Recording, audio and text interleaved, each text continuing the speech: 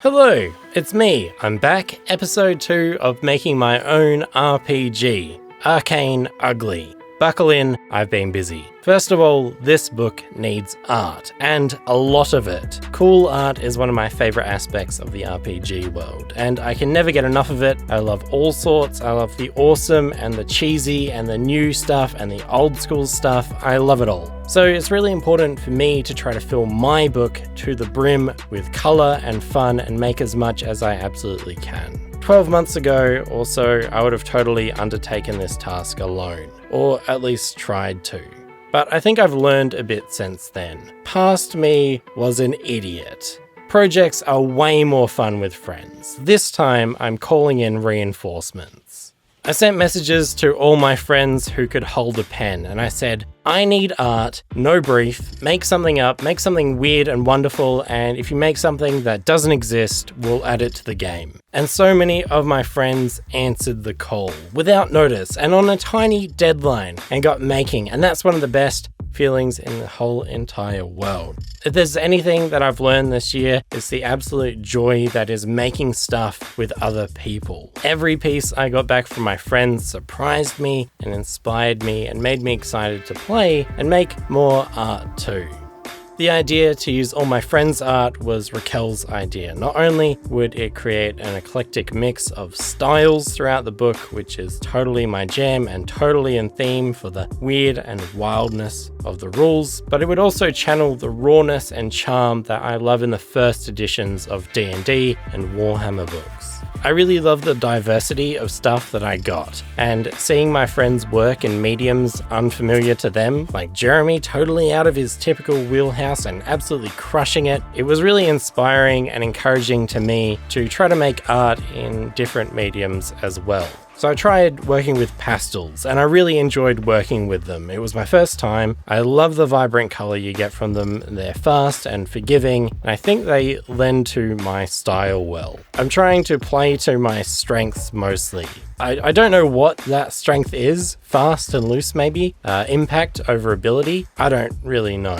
But I love the result, and I love how they look on the page. I've been working in 3 dimensions too. Sculpting magical things. Sculpting is a great way of processing ideas as you make stuff. When I'm making things, I'm coming up with the rules for them. I also can't draw the way I sculpt, and I can't sculpt the way I draw. So working in different mediums produces very different results, which is really, really fun. Simply taking photos with these pieces and adding them to the book might be a bit jarring because all the other art is very traditional. So I take photos and then I process them digitally to make them look painted. There's a bit of a trick to this. I take the photos with a really long lens, which compresses the background and flattens the image out. See, long lens, short lens, long lens, short lens. Crushing the perspective makes for a more painterly look. And that's something I learned from doing 3D art for the D666 Tavern Generator. I've been playing Arcane Ugly a lot with my friends, and I've been having an absolute blast. In our last session, my group of players have found a city that they want to call home. They bought a cottage, and now they want to study at the local university in their downtime. I think the only answer to that sort of thing is hell yes, let's make it happen. So I began work on some rules for extracurricular activities, specifically studying and potion making. There was a brilliant suggestion in the comments of the last video about letting players eventually make their own spell book, which I love. I love the idea of a player being able to leave behind an artifact of their own creation into the world. So that's where the study mechanic comes in. First, choose a discipline, make it up. Something fun like dragonology or healing or arcane secrets, something weird. And then every in-game week you've attended some sort of formal education studying that thing like a university or an apprenticeship, you make a test. Each test gets progressively harder for every success. And for every success, you cross off one of these boxes on the character sheet until you cross out 20. You can then make your own spell book and your own spells to go into it. Obviously, you'd need to negotiate with your games master about what sort of stuff you want to put in your book, that sort of thing. To make the study progression actually feel good, the checks need to increase in difficulty.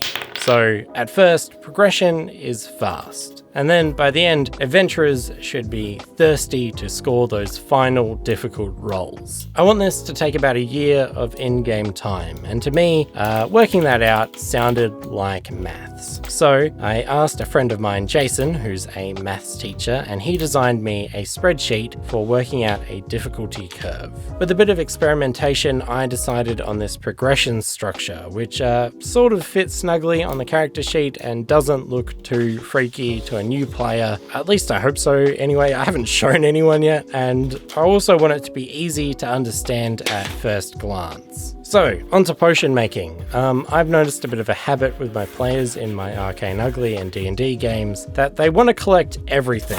Plants, monster bits, basically everything not bolted to the ground, which is awesome. Obviously, it's like an instinctual thing as well. The issue is that Arcane Ugly has a limited item slot system. So when a player collects something over something else, it should mean something. So wanting to put that stuff to use, but also my players have a habit of collecting the most oddly specific stuff. Like, oh, I want that dragon's toe, or that snake's tongue. But that's okay, that makes sense, but my potion system needs to cater for that. My potion recipe system asks for ingredients to have a specific word in the title, like spider.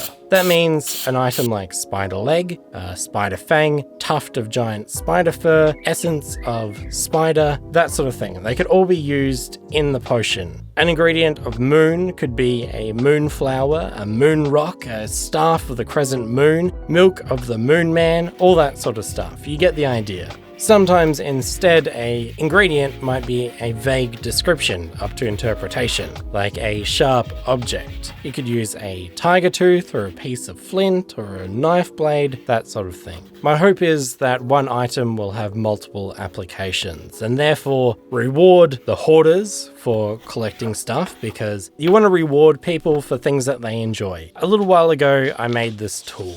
It's called the 5 Senses of Magic. It's a chart for creating spell descriptions. Well, sort of more like byproducts of spell casting. Just another way of adding more flavor to spell casting that allows you to create weird happenings for every spell, or to create a distinctive casting style depending on the caster, that sort of stuff. It was inspired by a series of books which I really love called The Magician's Trilogy by Lev Grossman, and he describes magic casting with all the senses. Magic has a smell and a taste and a sound, and it makes you feel a certain way when you cast magic. So I wanted to create a little tool to allow you to make your own, and if that's your jam, you can find it on miscast.co for free. I thought I might put it into Arcane Ugly, I don't know yet, it might be a bit heavy, so until then, it's just on miscast.co for you to download for free. Speaking of magic, at the moment I have spellbooks, and I have magical artifacts, and spellbooks cast spells, and magical artifacts are just inherently magical without any casting. But I really want to merge the two. I want spells to be able to be engraved into a sword or armor or a ring or something like a boat. So